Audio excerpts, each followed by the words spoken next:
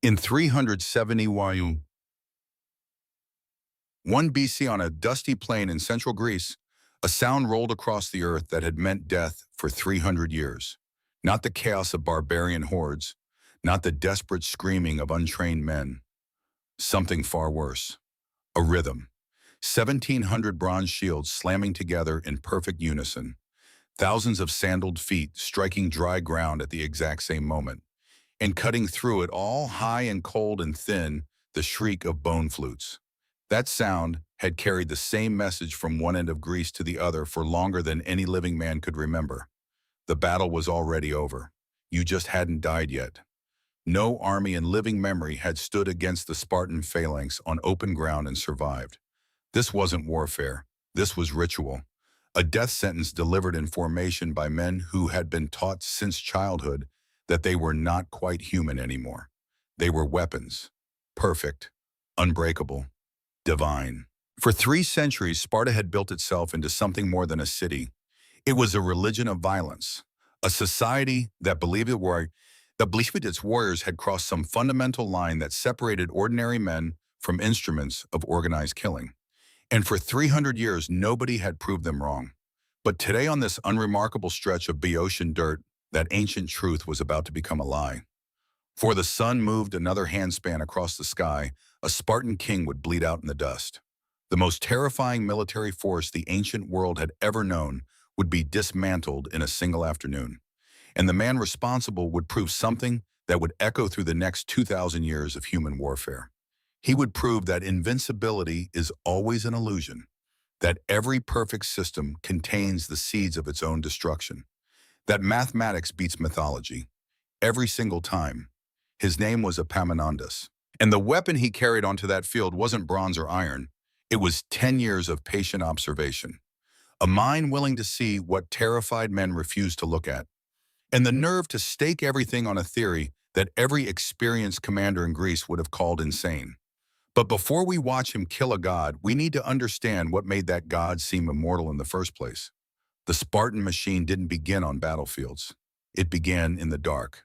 In the coldest hours before dawn, when boys barely 7 years old were ripped from their mother's arms and fed into a system designed to strip away everything soft and rebuild what remained into something that could stand in a formation and push forward while men died screaming on both sides. They called it the agoge, the upbringing. But that word was a kindness the system didn't deserve. What happened to those boys was closer to manufacturing than education. They were beaten, starved, forced to steal food and punished savagely if they were caught, not for stealing, but for being clumsy enough to get noticed. They learned to sleep on beds of reeds, to eat portions that left them perpetually hungry, to endure pain without making a sound. By the time a Spartan boy reached manhood, he had spent more than a decade learning a single lesson: that his individual life meant nothing, that his survival depended entirely on the man standing to his left and the man standing to his right, that the formation was everything. The formation was immortal. The formation could not break. The formation would not break, because if it did, everyone inside it would die. And when those boys grew into men and took their places in the phalanx, for the first time they discovered that everything they had been taught was true. Greek warfare in this era revolved around one brutal reality: the hoplite phalanx. Rows of armored men pressed so close together that their shields formed a continuous wall of wood and bronze. Each man carried a large round shield strapped to his left arm and gripped a 9-foot spear in his right hand. The shield didn't just protect you, it covered the exposed right side of the man standing to your left. Your life depended on his shield. His life depended on yours. When the phalanx advanced, it became a moving wall of overlapping defenses with spear points bristling from every gap. The front ranks absorbed the initial collision. The middle ranks pushed them forward with sheer physical weight. The rear ranks replaced the dead and kept the pressure constant. If the wall held, you walked away. If it cracked, you were crushed underfoot or stabbed in the back as you tried to run. Every major Greek city could field some version of this formation. Athens drilled it, Corinth fought with it, Argos bled for it, but Sparta had perfected it into something that transcended mere military technique. They had turned it into an expression of their entire civilization, a living manifestation of the belief that individual excellence meant nothing compared to collective discipline. And they had one other advantage that made them unstoppable. They had identified a flaw built into the bones of the phalanx itself, a weakness that every army in Greece shared. And instead of trying to fix it, they had weaponized it. The flaw was simple, unavoidable, human. That heavy shield locked onto your left arm left your entire right side feeling naked, exposed, vulnerable. Every man in the line unconsciously pressed a little closer to the shield of the man on his right, searching for cover that wasn't quite there. And the man beside him did the same. And the man beside him, multiply that tiny instinctive flinch across a line of 1,000 men, and the effect became enormous. As the phalanx marched forward, the entire formation drifted to the right, like a ship pulled by an invisible current. Most Greek generals treated this drift the way farmers treat rain. You couldn't stop it. You planned around it. You hoped the damage would be manageable. But Sparta didn't manage the drift. They built their entire battle doctrine around it. The Spartan king always took his position on the far right of the formation, exactly where the drift would push hardest and fastest. Surrounding him stood the royal bodyguard and the most experienced killers in the army. So the point of the phalanx that was already engineered by physics to strike first and deepest was also loaded with the most dangerous men on the field. Every time the line moved forward, that right wing became a battering ram swinging into the enemy's left flank with devastating, almost mechanical precision. Battle after battle, the same script played out. The Spartan right stacked with elite warriors slammed into the opposing left wing, which was almost never where the enemy placed their best troops. Those men were usually on their own right flank fighting the weaker Spartan allies in a more balanced contest. So the decisive collision always happened where Sparta was strongest and the enemy was weakest. The opposing left would buckle, then shatter. Then the Spartans would wheel inward, rolling down the exposed side of the enemy line like a door swinging shut. It became legend. It became expectation. It became a kind of gravity that no one in Greece seemed able to escape. Sparta didn't just win battles. They performed them the same way priests perform sacrifices. With ritual precision, with absolute confidence in the outcome, with the kind of certainty that comes from repetition, so perfect it stops feeling like a choice and starts feeling like fate. And that certainty, that 300-year accumulation of unbroken supremacy, was exactly what one man in Thebes had been waiting for them to cultivate. Epaminondas was 51 years old in the summer of 371 BC. By the standards of his time, that made him old for active campaigning. Most generals who survived to his age had long since retired to advisory roles or politics. But Epaminondas wasn't most generals. He had spent the last decade of his life preparing for a single task. And that task required him to be on the field when it finally came. People who knew him described something rare. A man equally comfortable debating philosophy in the assembly and drilling infantry formations in the summer heat. Someone who studied war the way a surgeon studies anatomy. Not with passion or bloodlust, but with the cold precision of someone trying to understand exactly how a system functions so he can find the place where it fails. He had been 41 years old when Sparta occupied Thebes. For 3 years, from 382 to 379 BC, he had lived in a city controlled by Spartan garrison forces and ruled by an oligarchy installed at spear point. Most men would have spent those years in quiet rage or desperate plotting. Epaminondas spent them watching. He watched how Spartan officers drilled their men. He studied the formations they preferred. He observed the way they positioned their commanders. He paid attention to the tiny details other men ignored, the specific rhythm of their marching cadence, the standard depth of their ranks, the predictable patterns they fell into when assembling for parade or practice. And slowly, patiently, like a physician examining symptoms to diagnose a disease, he began to see the shape of their weakness. When democratic forces finally liberated Thebes in 379 BC, Epaminondas was 44 years old. He had 3 years of close observation to work with. Most men would have considered that enough. He considered it a beginning.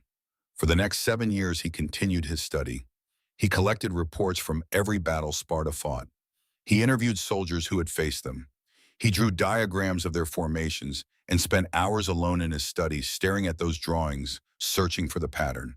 And in 378 BC, 3 years before Leuctra, he found it. The war room in Thebes was a modest space. Stone walls, a wooden table, maps weighted down with daggers to keep them flat. Epaminondas sat alone in the thin light of an oil lamp, surrounded by scrolls that documented 3 centuries of Spartan victories. Thermopylae, Plataea, Mantinea, Coronea, Nemea.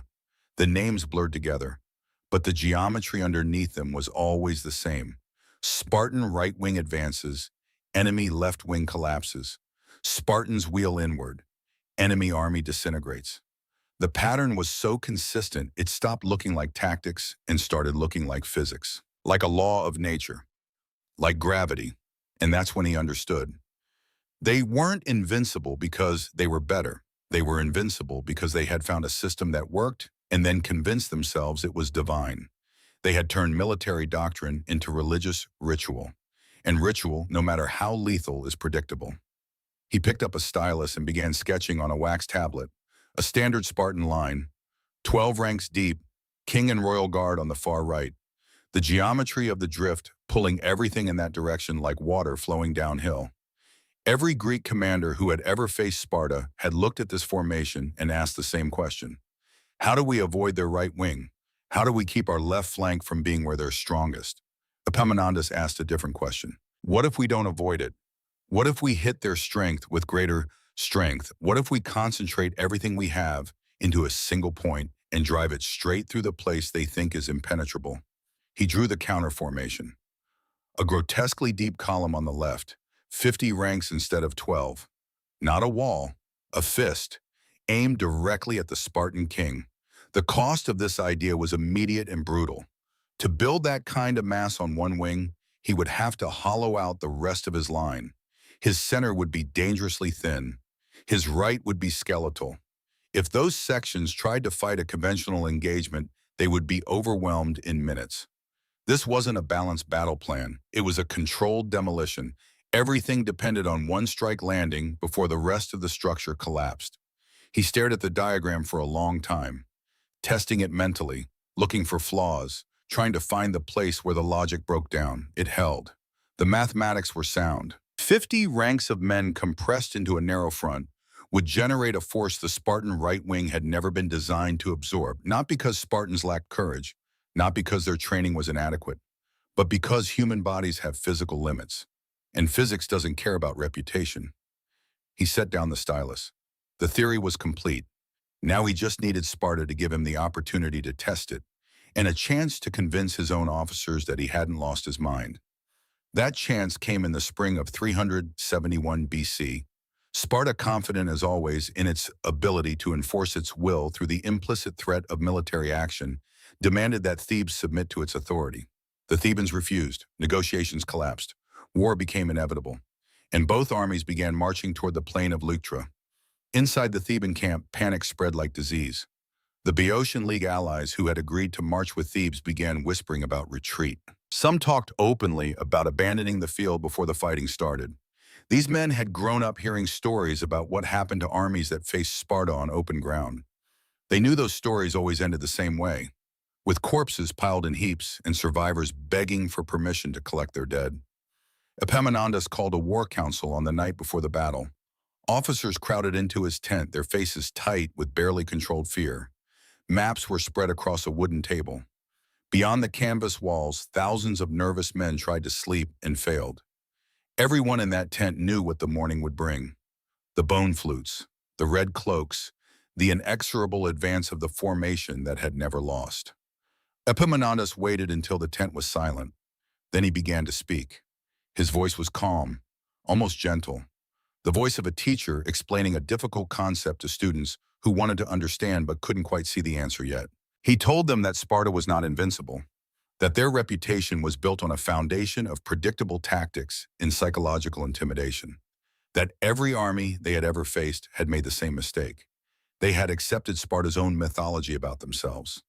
They had believed the lie that Spartan warriors were somehow fundamentally different from other men, harder, stronger, blessed by gods. But Sparta's warriors were just men, men who followed patterns, men who had spent 300 years doing the same thing over and over because it kept working. And the moment you see a pattern, you can exploit it. Then he showed them the plan. The 50-rank deep column on the left wing. The thin center and right that would refuse engagement. The concentration of all their strength into a single devastating punch aimed at the one point Sparta had never bothered to heavily defend because they had never needed to. Their king. The officers stared at the diagram in horrified silence. Then the objections began. All at once. Overlapping. Desperate. You're exposing our flanks. If the left fails, we're annihilated. No one stacks that deep. It violates every tactical principle we know. The Spartans will see it and adjust. Our center will collapse before the left can accomplish anything. This is insane. This is suicide. This is going to get us all killed. Epaminondas let them exhaust themselves. Then he spoke again. Still calm, still certain. He explained that the Spartan king would be on their right wing, that physics guaranteed it. The drift was not a choice. It was built into the structure of the phalanx itself, and the Spartans had never tried to correct it because they had turned it into their greatest weapon. So they would position their elite forces exactly where he expected them to, because they always had, because they always would, because 300 years of success had calcified their tactics into ritual. And he explained that 12 ranks could not punch through elite Spartan fighters. But 50 could, because at a certain depth, combat stopped being about skill and started being about mathematics, about mass, about pressure that human bodies simply could not resist no matter how brave or well-trained they were. And he explained that his center and right didn't need to win their sections. They just needed to survive, to delay, to refuse full engagement while the decisive blow landed. If the king fell, if the Spartan right wing broke, the psychological impact would shatter their entire army. Because Sparta's power wasn't just military, it was mythological. And myths die hard and fast when you kill them in front of witnesses. The tent was quiet for a long time. Then one by one the officers began to nod. Not because they fully believed, but because the alternative was retreat. And retreat meant living under Spartan domination forever. At least this plan offered the ghost of a chance. At least this man had spent a decade preparing for this moment, while they had spent that same decade trying not to think about it. Epaminondas dismissed them to prepare their units. He sat alone in the tent for a while after they left, staring at the map, testing the plan one more time in his mind, looking for the flaw he might have missed, the variable he hadn't accounted for. But the logic held. The theory was sound. Tomorrow would prove whether theory could survive contact with bronze and blood. He extinguished the lamp. Outside, the camp was settling into an uneasy sleep. Across the plain, perhaps 2 miles distant, Spartan campfires burned in neat, disciplined rows. Those men were sleeping soundly, confident, untroubled. They had done this before. They knew how it ended. Epaminondas closed his eyes, but he did not sleep. He spent the night running through the sequence of commands he would need to give. The timing, the triggers, the moment when he would commit everything to the attack and accept that there would be no retreat. No second chance. Just the mathematics of 50 ranks against 12. And the hope that 300 years of invincibility had made Sparta too arrogant to imagine that anyone would be crazy enough to attack their strength head-on. Dawn came cold and clear. The plain of Leuctra stretched flat and featureless under a sky that promised heat by midday. Epaminondas walked through the Theban camp as his men assembled. He did not give speeches, did not try to inspire them with talk of glory or freedom. He simply moved among them, checking equipment, offering quiet corrections, making sure each unit knew its role. The sacred band formed up at the head of the left wing. 300 men, the finest fighters Thebes possessed. They had trained together for years, fought together in a dozen smaller engagements, never been defeated. Their armor gleamed, their shields were freshly painted. Their eyes were hard and focused. These were the men who would strike first, who would absorb the initial impact, who would be dead in an hour if the theory was wrong. Epaminondas stopped in front of them. For a moment he said nothing, just looked at the faces of men who had trusted him enough to stand at the point of a formation that every tactical manual in Greece would call suicide. Then he spoke. His voice was quiet enough that only the front ranks could hear. You are the tip of the spear. Behind you, 49 ranks of your brothers will push. You will not break. Not because you are braver than other men, but because the weight behind you will make breaking physically impossible. Your task is simple. Advance, reach the Spartan king, and kill the idea that Sparta cannot be beaten on open ground. He turned and walked to his own position. Fifth rank, not in front where commanders traditionally stood to inspire their men, but deep enough in the column that he would feel the pressure building, that he would know the exact moment when mass overcame resistance and the physics took over. Across the plain, the Spartan army was assembling, and everything Epaminondas had predicted was coming true. King Cleombrotus was positioning himself on the right wing. The royal guard was forming around him. The rest of the line was extending to the left in the standard depth. 12 ranks, perfectly disciplined, supremely confident. They had seen the odds stacking on the Theban left. Their scouts had reported it. But to Spartan eyes, it looked like fear, a nervous attempt to shore up the wing that would face the king, the kind of desperate defensive measure that weak cities always tried before they died. It wasn't threatening. It was pathetic. Cleombrotus gave the order to advance. The bone flutes began their thin, cold shriek. 1,700 shields slammed together in unison. And the killing machine that had dominated Greece for 3 centuries started forward with the confidence of men who had never lost and saw no reason to believe today would be different. On the Theban side, Epaminondas gave his own orders. The left wing, 50 ranks deep and already moving, accelerated into a steady jog. The center and right, thin and nervous, began a slower advance. The timing had to be perfect. The left had to hit first, had to smash into the Spartan right before the rest of the battle developed. Everything depended on the next 10 minutes. The distance between the armies closed. 500 meters, 300, 200. Close enough now to see individual faces. Close enough to hear the Spartan battle chant cutting through the sound of thousands of feet striking dry earth. Close enough that there was no turning back. Epaminondas felt the men around him pressing closer, the formation compressing as it accelerated. The awful, exhilarating moment when theory stops being abstract and becomes flesh and bronze, and the very real possibility that he had miscalculated and was about to die along with everyone who had trusted him. The Theban cavalry hit first, a sudden violent clash on the flanks as horsemen collided. The Thebans had better cavalry, they always had, and they used that advantage now, scattering the Spartan riders and driving them backward into the path of their own advancing infantry. Spartan hoplites stumbled as panicked horses crashed through their front ranks. The perfect cadence broke for just a moment. Shields were knocked aside. Men cursed and shoved, trying to reform.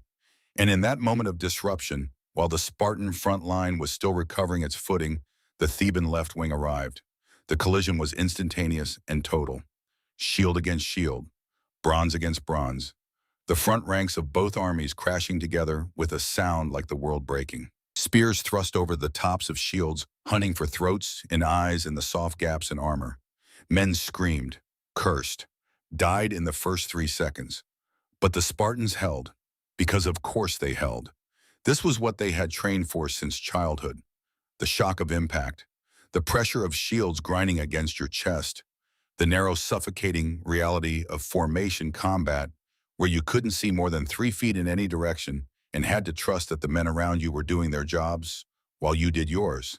They dug in their heels, locked their shields, pushed back against the Theban pressure, and for perhaps 5 seconds the line held stable. A contest of strength and will between 2 forces that seemed evenly matched. Then the weight arrived, 45 ranks behind the sacred band, still moving forward and unable to see the collision ahead, driven by orders and momentum and the press of men behind them. They slammed into the backs of the fighters at the front, adding their mass to the equation. And then the ranks behind them hit, and the ranks behind them. And the Spartans, for the first time in 300 years, felt what it was like to face a force they could not physically resist. The front rank fighters were crushed against their own shields. Their feet began to slide backward in the dust, not because they were afraid, not because their courage failed, but because 50 ranks of human weight pushing from behind generates a pressure that 12 ranks cannot match. Physics, mathematics, the cold equations of mass and force that don't care about training or tradition or the stories men tell themselves about who they are. The Spartan line began to bow inward, slowly at first, inches, then faster. The perfect formation that had held against every enemy for 3 centuries was bending under a kind of pressure it had never been designed to absorb. Inside the crush, men were dying in ways that had nothing to do with weapons. The pressure was so intense that some fighters couldn't expand their lungs to breathe. They suffocated standing upright, held in place by the bodies packed around them. Shields jammed at wrong angles and became instruments of torture instead of protection. Spears tangled together in useless clusters. The dead couldn't fall. There was no room. They stayed vertical, pinned between the living, their weight adding to the chaos. Epaminondas, deep in the 5th rank, felt the moment when resistance shifted to collapse. It wasn't dramatic. There was no sudden breakthrough, just a subtle change in the pressure against his back. A fractional increase in forward momentum. The feeling of a door that had been stuck finally starting to swing open. He shouted the order. Keep pushing. Maintain the rhythm. Don't let up. The men in front couldn't hear him over the screaming and the clash of bronze, but the men around him could, and they passed the command forward through physical pressure as much as words. Push, step, push, step. The brutal simplicity of a battering ram in human form. At the tip of the formation, the sacred band was carving through Spartan royal guardsmen with mechanical precision. These were not wild fighters. They didn't rage or charge recklessly. They advanced in perfect coordination, shields, locked spears working in rhythm. Each pair of fighters covering for their partner in movements they had drilled 10,000 times. And behind them, the mass kept building, kept pushing, kept applying pressure that no amount of individual skill could counter. King Cleombrotus was fighting in the front rank because Spartan tradition demanded it. He was 45 years old, a veteran of a dozen campaigns. He had stood in this position before and watched enemy formations break apart like waves against stone. He knew exactly what was supposed to happen. The initial shock of contact, the brief moment of chaos, then the steady grinding advance as Spartan discipline proved superior to whatever desperate courage the enemy had mustered. But this time the script was different. His men were being pushed backward, not routing, not breaking, just giving ground inch by terrible inch under a pressure that should not exist. He could feel the formation bowing around him, could hear the strain in the voices of his guardsmen as they fought to hold a line that physics was slowly crushing. He tried to rally them, shouted that they were Sparta, that they had never lost, that they would not lose now. But his voice was lost in the chaos of bronze and screaming and the awful sound of men choking on their own blood. Then a spear found the gap between his breastplate and his shoulder guard. The thrust came from somewhere ahead, invisible in the press of bodies delivered by a sacred band fighter who would never know whose life he had just ended. The blade punched through muscle and scraped along bone and kept going until it lodged deep in the king's chest cavity. Cleombrotus gasped, tried to raise his shield, couldn't. The strength was draining from his arm with horrifying speed. He staggered. And in that moment of weakness, the men around him made a choice that would have been unthinkable 5 minutes earlier. They abandoned the formation. The Royal Guard elite fighters who had been trained since childhood, never to break ranks under any circumstances, turned away from the enemy to protect their king.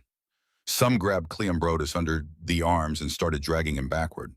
Others formed a protective pocket around him, shields raised against the Theban spears that were suddenly everywhere. The perfect Spartan wall, the formation that had terrified Greece for 3 centuries, cracked open to save one dying man. And the Thebans poured through the gap like water through a broken dam. What happened next would have seemed impossible to anyone watching from a distance. The Spartan right wing, the most dangerous military formation in the known world, began to come apart. Not all at once, not in a clean break, but in a spreading disintegration that started at the point where the king had fallen and rippled outward in both directions. Men who had been trained to stand and die rather than retreat found themselves in a situation their training had never covered. The formation was dissolving around them. The king was down, maybe dead. The unit cohesion that made individual Spartans deadly was evaporating into isolated pockets of desperate fighting. And ahead of them, the Theban column just kept coming. Relentless, unstoppable. A force of pure mass and momentum that crushed everything in its path. Some Spartans held their ground and died where they stood fighting with the suicidal courage that had made them legendary. Others tried to pull back in some semblance of order, stepping backward in tight groups with shields still facing the enemy. And some, faced with the choice between certain death and the unthinkable shame of survival, dropped their shields and ran. That last group was small, maybe 24 men out of 700, but their existence was enough because for 300 years Sparta had built its entire identity on the idea that Spartans did not run, could not run, would rather than show their backs to an enemy. The official Spartan saying repeated endlessly to boys in the agoge was simple: come back with your shield or on it, meaning victorious or dead. There was no third option. Running was not death. It was something worse than death. It was the erasure of everything that made a Spartan worth being. And yet here they were, red cloaks disappearing into the dust, shields abandoned in the dirt, Spartan warriors running for their lives like any other defeated soldiers. The psychological impact was more devastating than the physical casualties. Across the battlefield, Allied troops fighting for Sparta on the left and center wings could see the impossible happening. The Spartan right was in retreat. The formation that was supposed to carry the entire battle was breaking apart. And if Sparta could break, what hope did anyone else have? The rout spread. Not instantly, but fast enough. Allied units that had been holding their ground against the thin Theban center and right suddenly decided that survival was more important than loyalty. They began pulling back, then withdrawing more quickly, then running outright as panic became contagious and the entire Spartan battle line started to dissolve from the right flank inward like a rope unraveling. Epaminondas felt the resistance collapse. The pressure against his shield suddenly decreased. The mass in front of him was no longer pushing back with organized force, but fragmenting into individual targets. He gave the order to slow the advance. Not stop, slow, maintain formation. Keep the pressure on, but don't chase scattered enemies into traps or ambushes.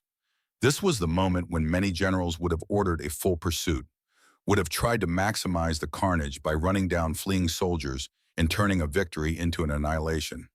But Epaminondas was not most generals. He understood that what he had achieved today was more valuable than a high body count. He had killed a myth. And myths die hardest when you force the survivors to live with the knowledge of what happened. The Theban left wing ground to a halt. Around them, the battlefield was littered with the evidence of catastrophe. Bodies in red cloaks, Spartan shields face down in the dust, scattered weapons, the wounded crying for help in the peculiar afternoon silence that follows intense violence. The air smelled like bronze and blood and shit, and everywhere the evidence that the impossible had occurred.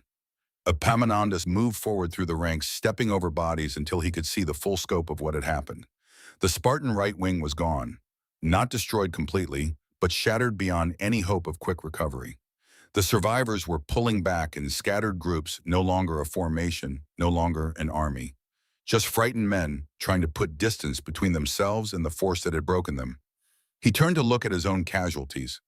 The sacred band had paid a terrible price for being at the tip of the spear. 47 men dead, another dozen wounded badly enough that they would never fight again. But the unit had held, had done exactly what he had asked, had proven that courage and coordination could survive even the most brutal physics of mass combat. The Theban center and right wings, which had executed their delaying tactics perfectly, had lost fewer men. They had bent without breaking, had given ground without collapsing, had bought the time needed for the left wing to complete its work. Total Theban casualties were perhaps 300 dead and twice that wounded. Significant, painful, but sustainable. The Spartan losses were different in kind, not just degree. As evening approached and the fighting definitively ended, the scale of the disaster became clear. Approximately 400 Spartiates were dead, out of 700 who had marched to Leuctra that morning. More than half of Sparta's citizen soldiers killed in a single afternoon. For any other Greek city, that would have been a catastrophic blow. For Sparta, with its uniquely small citizen population and its total dependence on maintaining a trained warrior elite, it was existential. The Spartan system could not function without a critical mass of full citizens to control the vastly larger population of helots and subject peoples. And in one afternoon, Epaminondas had gutted that critical mass. But the physical casualties were only the beginning. What came next would be worse, because Epaminondas understood that defeating Sparta required more than killing their soldiers.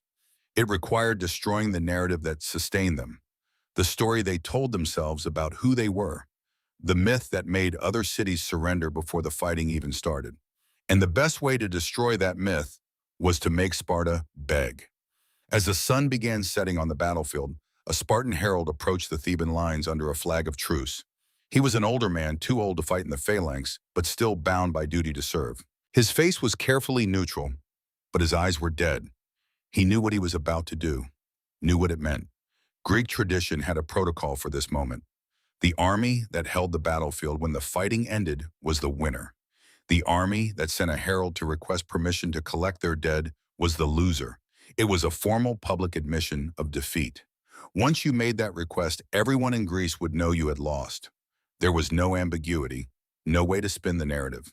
You had begged, therefore you had been beaten. For 300 years, Sparta had been the side granting those requests, never making them. The psychological weight of that unbroken record was enormous. And now, for the first time in living memory, a Spartan herald was crossing a battlefield to perform the ritual of submission. He reached the Theban lines and asked to speak with Epaminondas. When the general appeared, the herald delivered his message. He asked for a truce to recover the bodies of the fallen, and he phrased the request carefully using language that attributed it to the Allied coalition as a whole rather than to Sparta specifically. A small, desperate attempt to dilute the shame. Epaminondas listened in silence. Then he refused. He told the herald that the request was not clear, that he needed to know exactly who was asking for this truce. And he waited, not cruelly, not with triumph, just with the patient certainty of a man who knew exactly what he was forcing to happen. The herald closed his eyes for a moment. Then he spoke again, this time with the proper formulation. Sparta requests a truce to recover its fallen. Sparta specifically and explicitly was asking permission from Thebes. Only then did Epaminondas agree. The truce was granted. Spartan soldiers could enter the field to collect their dead. But there was one condition. The bodies had to be sorted. Spartiate citizens on one side, Allied troops on the other. A public accounting of exactly how much irreplaceable Spartan blood had been spilled on this ground. The next day, as soldiers moved across the battlefield collecting corpses, everyone could see the audit. The piles of bodies sorted by origin. The visual proof of Sparta's losses. 400 Spartiate citizens. The number was specific, undeniable, and it would spread across Greece faster than any messenger could carry it. Every city that had submitted to Sparta out of fear would hear that number and recalculate their odds. Every enslaved population would hear it and begin to hope. Epaminondas stood watching the grim work from a distance. One of his officers approached and asked what would come next, whether they should pursue the retreating Spartans, whether they should press their advantage while the enemy was still reeling. Epaminondas shook his head. The battle was won, he said, but the war was just starting, and the next phase would require patience, not speed. He looked south toward Sparta, toward the city that had never needed walls because its warriors had been wall enough, toward the system that had dominated Greece for longer than any man alive could remember. That system was still intact, damaged but not destroyed. The real victory would come from dismantling the foundations that had made Sparta possible in the first place, because Epaminondas understood something that would take his enemies years to realize. Sparta's military power wasn't generated by superior courage or divine favor. It was produced by a specific economic structure, by the labor of hundreds of thousands of enslaved helots who worked the fields and generated the surplus that allowed Spartan citizens to spend their entire lives training for war. Take away the helots and the warrior class would collapse.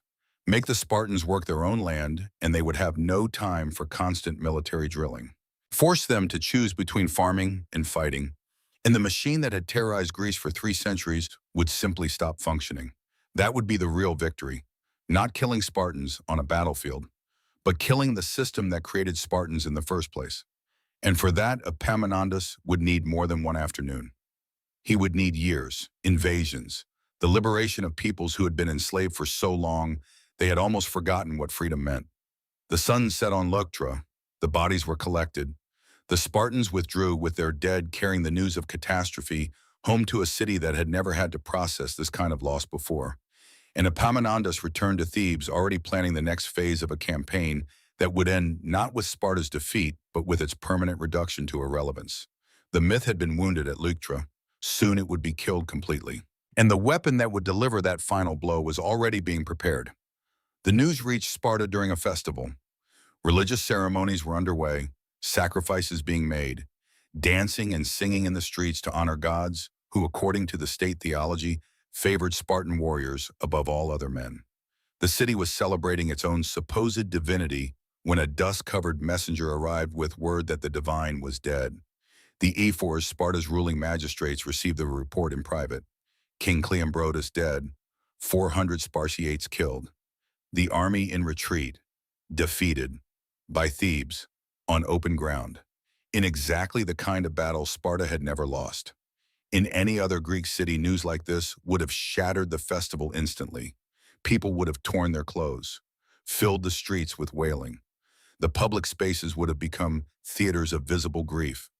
But Sparta was not any other city. And Spartan law had specific requirements about how citizens were supposed to respond to military casualties. The ephors made a decision that revealed just how deeply the system had warped the people trapped inside it. They ordered the festival to continue. No public announcement of the defeat, no acknowledgement of the dead.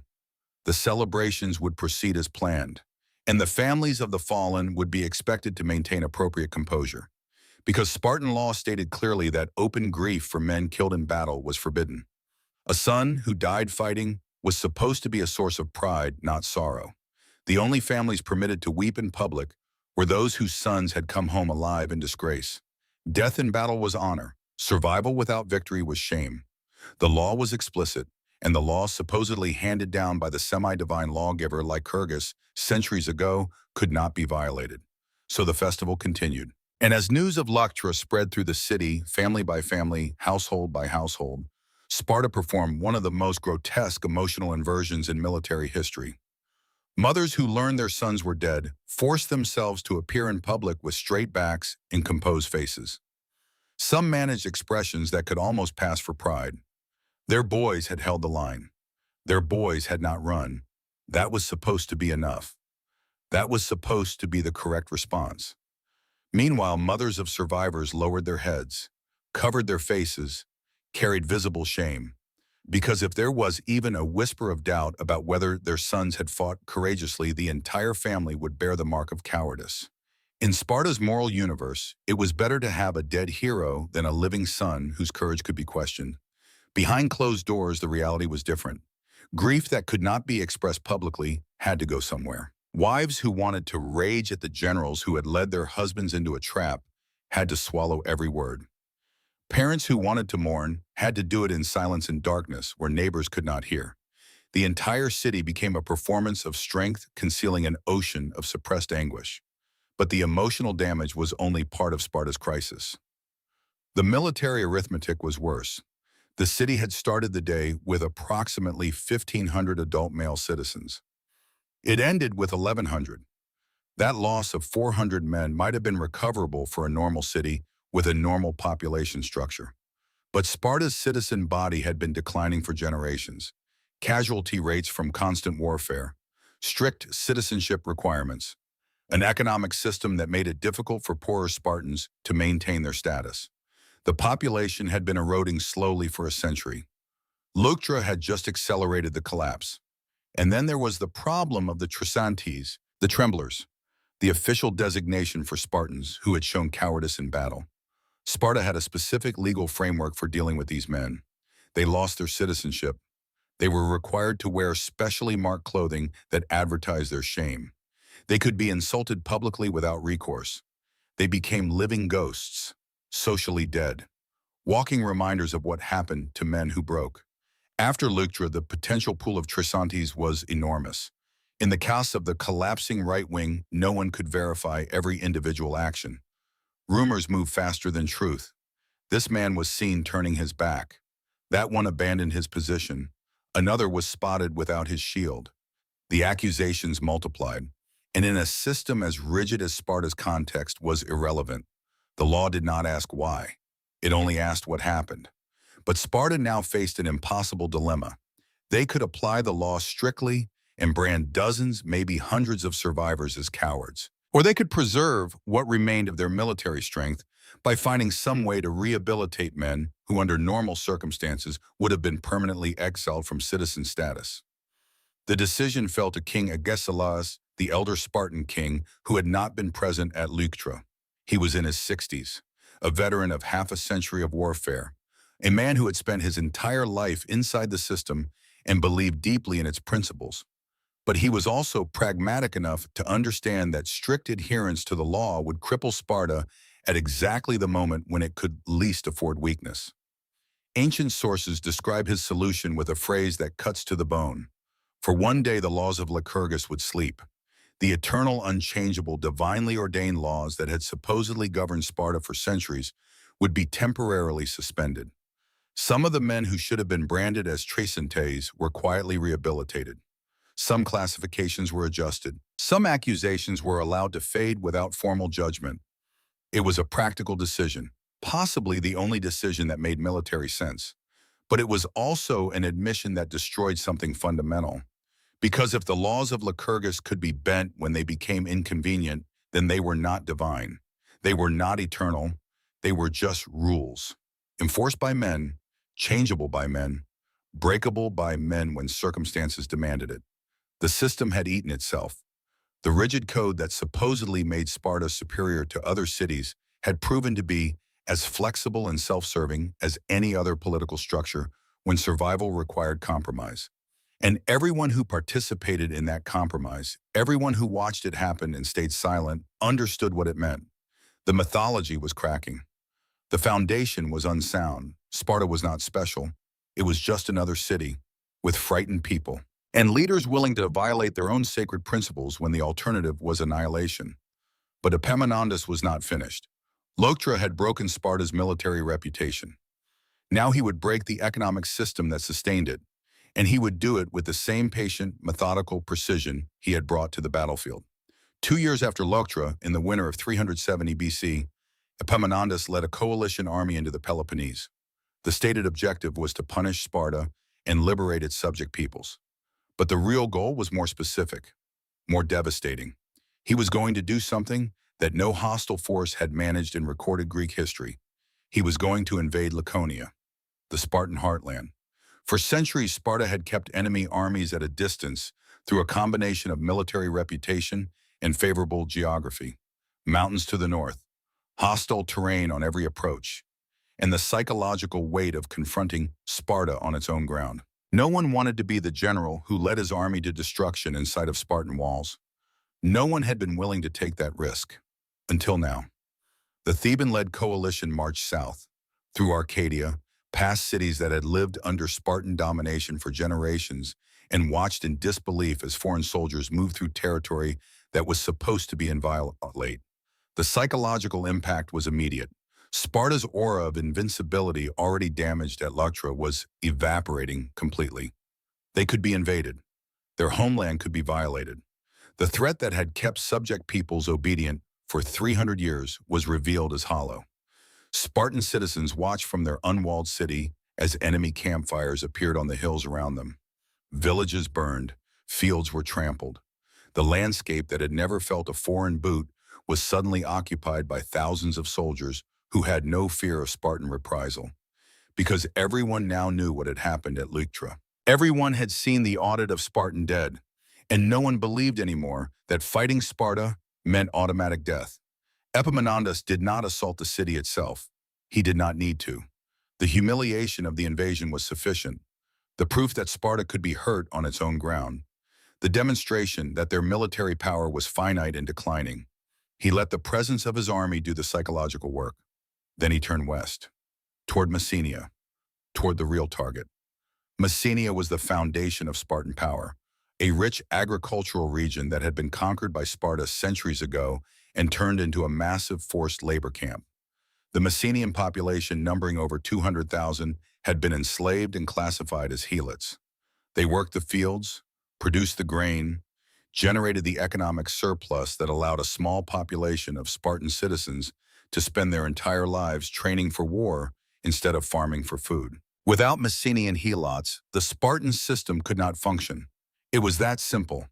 Take away the forced labor, and the warrior class would have to choose between eating and fighting. Make them work their own land, and they would have no time for the constant drilling that made them effective.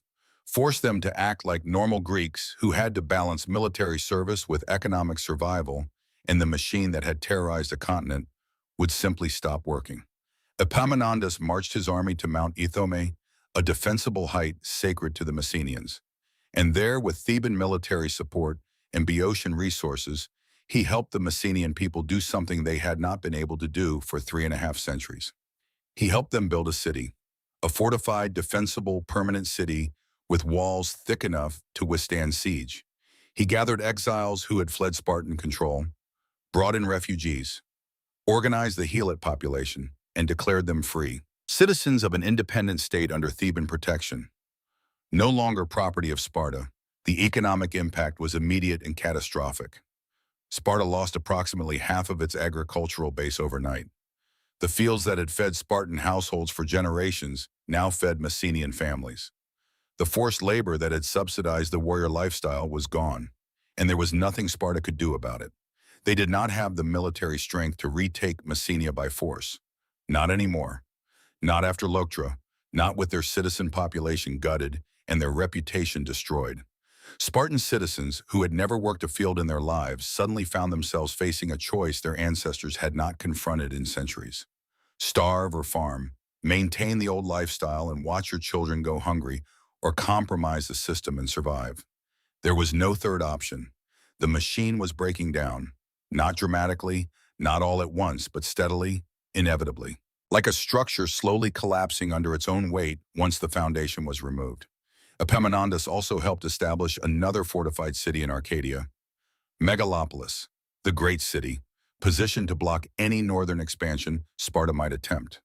Another permanent check on their power. Another reminder that the days of Spartan hegemony were over. The Peloponnese was being restructured, and Sparta was being contained. Surrounded by free cities with strong walls and no fear of red-cloaked warriors who had proven to be mortal after all. This was the architecture of total victory, not the dramatic annihilation of a single battle, but the patient dismantling of every system that had made the enemy powerful. The economic base, the subject populations, the psychological intimidation, the narrative of invincibility. Piece by piece, Epaminondas was deleting Sparta from the map of significant Greek powers. And then he went back to being a private citizen, because that was his nature. He did not seek tyranny or permanent command.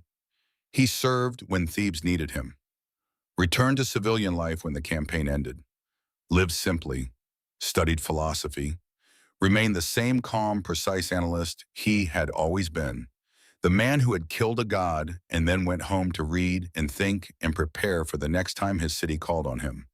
That call came again 9 years later.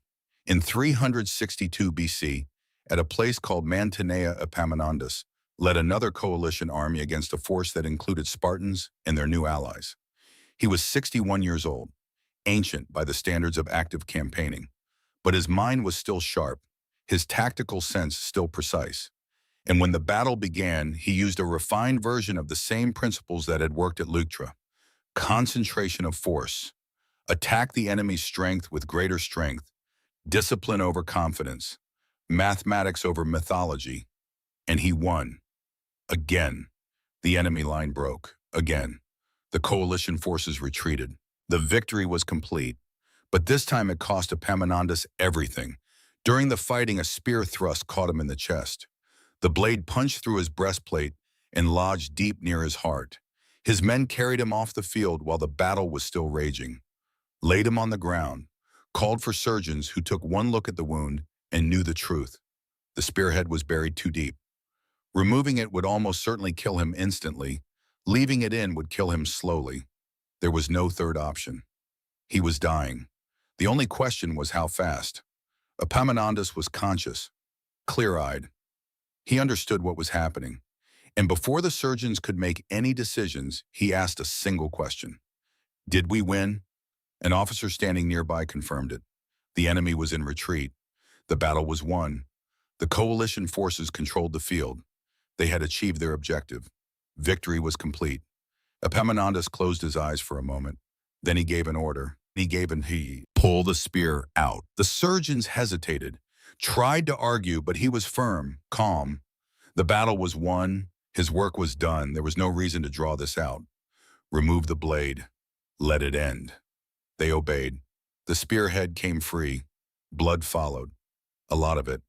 Epaminondas's breathing became shallow, ragged. Someone standing nearby, an officer or friend, made a comment that was probably meant as comfort but came out as grief. He said that Epaminondas was dying without sons to carry on his name, without family to remember him, without the bloodline continuity that Greek culture valued so deeply. Epaminondas opened his eyes one last time, and according to ancient sources, he spoke his final words. He said that he was leaving behind two daughters, Leuctra and Mantinea, his victories, his ideas, the proof that the unbeatable could be beaten if you studied them long enough and had the courage to attack their strength instead of avoiding it. That was his legacy, not children, not blood, but the permanent demonstration that mythology yields to mathematics, that systems can be understood, that invincibility is always a lie. He died minutes later, and the news of his death spread across Greece almost as fast as the news of his victories. The man who had broken Sparta, who had liberated Messenia, who had proven that 300 years of dominance could be ended in a single well-planned afternoon. Gone. Thebes tried to hold on to the supremacy Epaminondas had won for them, but they lacked his strategic vision, his patience, his ability to see conflicts in terms of systems rather than just battles. Within a generation, a new power would rise from the north, Macedon, led by a king who had spent part of his youth as a hostage in Thebes, who had watched Epaminondas train troops and plan campaigns, who had studied the innovations that won Leuctra and Mantinea. His name was Philip II, and he would refine everything he learned into something even more devastating. Philip took the concept of concentrated mass and combined it with longer spears, the sarissa, pikes that turned the phalanx into an even more crushing instrument of force. He added heavy cavalry that could exploit breakthroughs more effectively than Greek horsemen ever had. He created a combined arms system that dominated battlefields through superior coordination and training. And when he was assassinated, his son inherited that system and used it to conquer the Persian Empire. Alexander the Great's victories at the Granicus River, at Issus, at Gaugamela, all bore the fingerprints of ideas that had been born at Leuctra. The oblique order, the concentration of force at the decisive point, the willingness to stake everything on a single devastating blow, aimed at the enemy's strength rather than their weakness. Epaminondas's tactical legacy crossed 3 continents and reshaped the ancient world. As for Sparta, they never recovered. The liberation of Messenia was permanent. The economic base never returned. The citizen population continued to decline. By the time Rome conquered Greece centuries later, Sparta had become a tourist attraction, a place where rich Romans could watch carefully choreographed displays of traditional Spartan training, mock battles, staged demonstrations of the agoge, a living museum of a military culture that had died at Leuctra and never quite realized it was gone. The irony would have appealed to Epaminondas, that the myth outlived the reality by 2,000 years, that people still told stories about Spartan invincibility long after the system that produced it had collapsed, that the reputation persisted even though the substance had been deleted by a 51-year-old philosopher who spent a decade studying their habits and then designed a single formation to exploit them. There are lessons in this story that transcend ancient Greek warfare, lessons about the danger of success that calcifies into ritual, about systems that mistake consistency for superiority, about the way 300 years of winning can make you blind to the patterns that define your victories, about the vulnerability that comes from never having to adapt because you have never needed to. Every undefeated champion eventually faces someone who has studied them longer than they have studied themselves. Every invincible system eventually encounters a mind patient enough to map its weaknesses and bold enough to attack them. Every mythology dies when it meets mathematics. Sparta believed they were divinely favored, that their warriors were fundamentally different from other men, that their system was eternal and unchangeable and perfect. They built that belief over 3 centuries of never losing. And then one afternoon on a plain in Boeotia, a man who understood physics better than mythology stacked 50 ranks of soldiers into a column and drove it straight through the place where the king was standing. And the myth died. The system died. The invincibility died. What survived was the idea, the proof that it could be done. The demonstration that every pattern can be broken if you are willing to study it long enough and strike hard enough at exactly the right place. That lesson traveled from Leuctra to Mantinea to Macedon to Persia to Rome. It is still being taught in military academies today, still being applied in conflicts that would have been unimaginable to Epaminondas, but follow the same fundamental principles he discovered. Study your enemy obsessively. Find the predictable pattern in their success. Attack their strength with greater strength. Maintain discipline when they rely on confidence. And when you win, do not just defeat them on the battlefield. Dismantle the system that made them powerful in the first place. That is the perfect kill, not the one that maximizes casualties, but the one that makes recovery impossible. The one that forces the defeated to live with the knowledge of what happened. The one that changes the story everyone tells about who can be beaten and who cannot. Epaminondas achieved that at Leuctra, and then he spent the next 9 years making sure the lesson was permanent. He invaded Laconia. He liberated Messenia. He built cities that would outlast empires. He created facts on the ground that no amount of Spartan courage could reverse. And when he died, his work was finished. The invincible power had been reduced to irrelevance. The myth had been killed. And the mathematics had proven once and for all to be stronger than the stories men tell themselves about their own immortality. The plain of Leuctra is empty now, just dirt and grass and ancient stones. Tourists sometimes visit, historians study it, military theorists analyze the tactics, but the real monument is not on that field. It is in every subsequent moment when an underdog looked at an unbeatable opponent and thought they said the same thing about Sparta. And Sparta lost, because one man was patient enough to study them, smart enough to understand them, and brave enough to do what everyone else thought was impossible. That is the legacy, not bronze, not marble, but the permanent proof that invincibility is always a lie, and the perfect kill has no expiration date.